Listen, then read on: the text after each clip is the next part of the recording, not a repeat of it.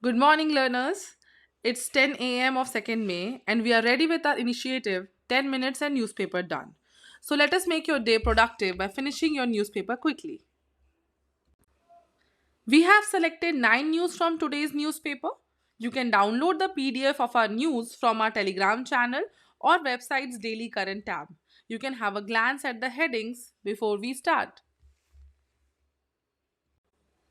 First news: Supreme Court says it can end wait for consensual divorce. Background: there is a long process involved under Section 13B of the Hindu Marriage Act. First, a couple seeking divorce by mutual consent had to file a joint petition in a local court. In it, they had to claim that they were living separately for a year or more and were unable to live together again. The duo had to then wait for 6 to 18 months before making a second motion before the same court. This time, they had to confer their decision to divorce. Following this, the judge would make a formal inquiry before granting them a decree of divorce by mutual consent. Irretrievable breakdown of marriage is not yet a ground for divorce under the Hindu Marriage Act. Following this, the judge would make a formal inquiry before granting them a Supreme Court says it can use its extraordinary power under Article 142 of the Constitution to do complete justice by granting divorce on ground of irretrievable breakdown of marriage if separation is inevitable and damage irreparable. It can spare them the misery of waiting for 6 to 18 months before a local court. The SC under Article 142 Clause 1 quash and set aside other proceedings and orders, including criminal proceedings, be it over domestic violence or dowry against the man or woman. The judgment does not mean people can rush straight to Supreme Court for a quick divorce.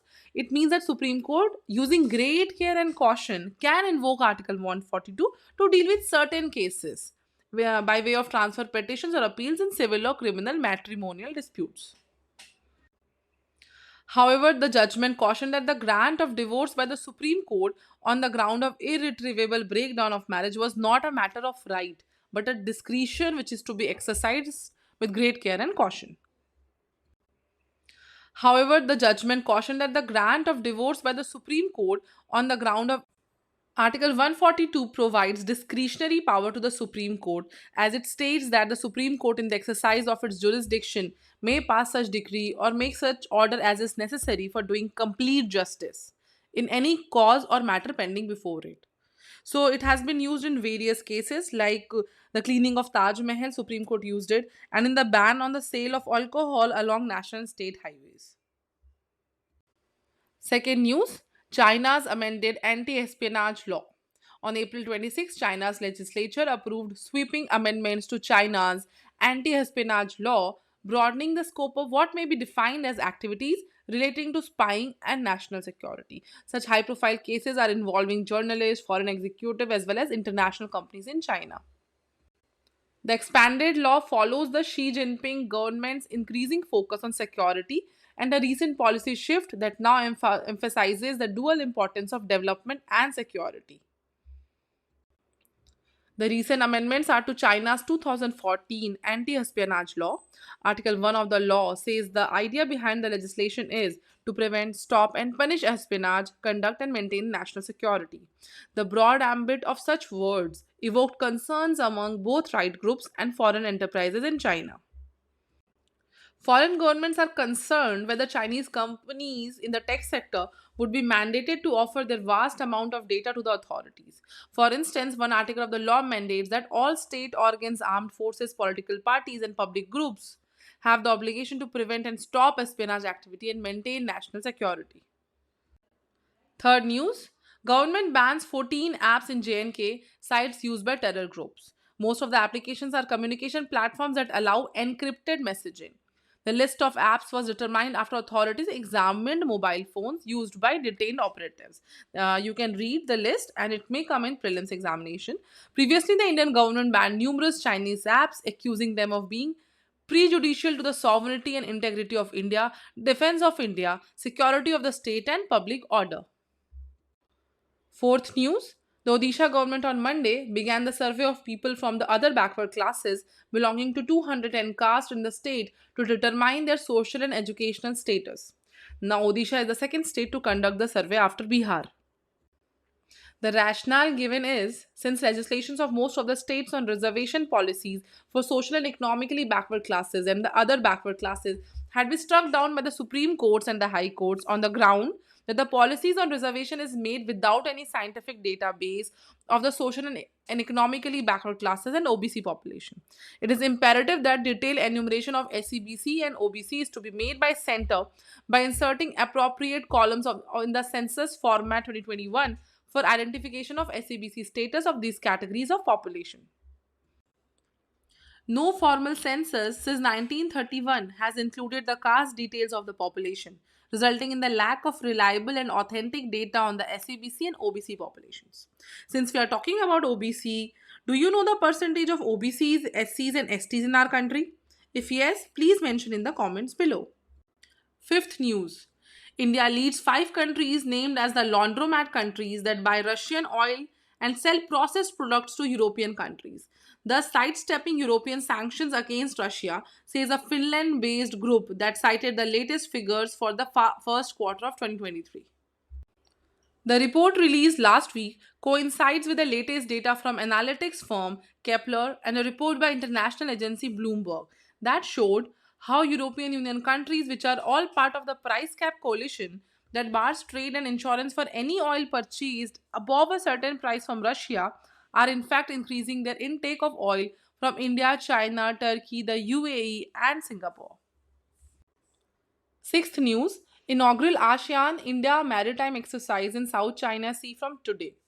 The maiden ASEAN-India maritime exercise is set to begin with war games in South China Sea.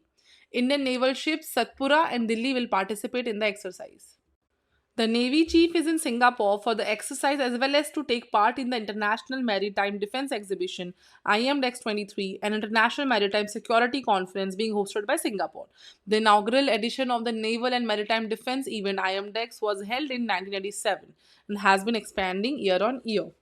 Regarding military exercises, COPE India 23 was a recently held bilateral air exercise. It was held between which countries? Please write in the comments below. Seventh news. Japan to train 1,000 Indian engineers for the Mumbai-Ahmedabad high-speed rail corridor. The bullet train track being built between Mumbai and Ahmedabad will use the ballast-less slab track system, popularly known as J-slab track system, as used in Japanese Shinkansen high-speed railways. Eighth news. According to Commerce Ministry, exports from India to the UAE have grown by almost 12% in 2022-23 to hit $31.3 billion, more than double the 5.3% growth in India's overall exports, following the implementation of the bilateral trade pact, that is Comprehensive Economic Partnership Agreement. During the CEPA implementation period, bilateral trade increased from $67.5 billion a year earlier to $76.9 billion, an annual increase of 14%. Now, as far as trade is concerned, US has emerged India's biggest trading partner in 2022-23 with $128.55 billion. Now, US is one of the few countries with which India has trade surplus. China is at second with $113.83 billion, but trade gap has widened in China's favor. Third is UAE with $76.16 billion. Fourth is Saudi Arab, $52.72 billion, and fifth is Singapore, $35.55 billion. Now remember, China was India's top trading partner since 2013-14 till 2017-18 and also in 2021. Before China, UAE was India's largest trading partner, and currently US is India's largest trading partner. Ninth news. Year-end compliances lift April GST revenue to record rupees 1.87 lakh crore. Now, hailing the record GST collection, PM Narendra Modi said, "Great news for the Indian economy. Rising tax collection despite lower tax rates shows the success of how GST has increased integration and compliance." You can use this quote if the question comes around GST. Thank you for watching. Keep visiting our website, Telegram channel, Instagram and Twitter handles.